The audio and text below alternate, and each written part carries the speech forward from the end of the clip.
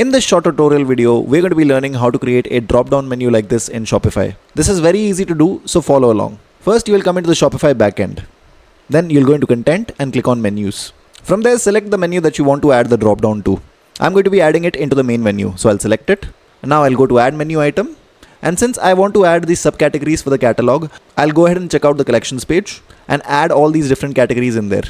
So first I'll select cats, then I will select dogs, and then I am going to be selecting horses. Okay, done. Now I need to add all three of these categories inside of catalog. For that, I am just going to be simply dragging it and keeping it right over here. I'll do the same with the dogs and the horses category. Okay, so now that this is done, I will click on save and I will refresh this page and the drop down menu will be updated. So that was a quick and easy tutorial on how to update drop down menu inside of Shopify. If you found this video to be helpful, then make sure that you like, subscribe and turn on your bell notifications. Thank you so much for tuning in. Have a wonderful day.